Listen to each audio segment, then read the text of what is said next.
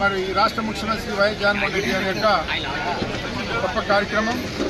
ఆయన ఏదైతే ఎన్నికల్లో వాగ్దానం చేశారో ఒక నిరుపేద కుటుంబానికి నిరుపేదకి 3,000 రూపాయలు పెన్షన్ ఇస్తామని చెప్పారు. ఆ అన్న మాట ప్రకారమే ఈరోజు 3,000 రూపాయల పెన్షన్ ఆయన మరి విడుదల చేయడం జరిగింది.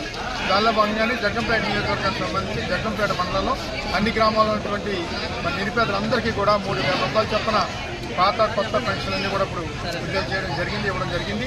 మరి ఈ కార్యక్రమంలో స్థానిక మండల పరిషత్ అధ్యక్షులు సోదరు శ్రీ అర్జున నాగబాబు గారు, అలాగే స్థానిక జడ్పీ సభ్యులు శ్రీ కొమ్ము రఘురామ్ గారు, అలాగే సీనియర్ నాయకులు శ్రీ అర్జున సాయిబాబు గారు, ఇతర పెద్దలు మరియు మండల పరిషత్ సభ్యులు, అలాగే సర్పంచులు, వివిధ గ్రామాలకు సంబంధించిన నాయకులు, లబ్ధిదారులు అందరూ కూడా ఈ కార్యక్రమంలో పాల్పంచుకోవడం.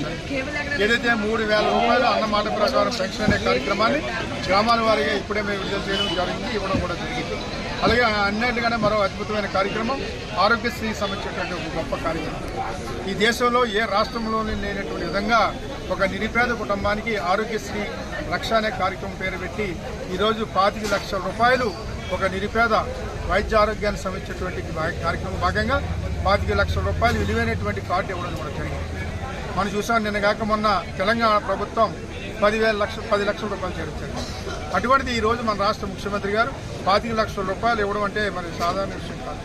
ఆ రకంగా ఈ రాష్ట్రం ఎన్ని రకాల ఇబ్బందులు ఉన్నా సరే 25 లక్షల రూపాయలు ఇన్సూరెన్స్ పథకం పరంగా ఆరోగ్యశ్రీ కార్యక్రమానికి సంబంధించినటువంటి లబ్ధిదారికి కార్డులు ఇవ్వడం జరిగింది. అవి కూడా కాసేపు క్రితమే కొంతమందికి గ్రామాల్లో ఉన్నటువంటి వారికి ఇవ్వడం కూడా జరిగింది. మరి ఇటువంటి గొప్ప కార్యక్రమాలు చేస్తున్నటువంటి రాష్ట్ర ముఖ్యమంత్రి గారిని మేము ఇప్పుడే ప్రజలందరినీ కోవడం జరిగింది.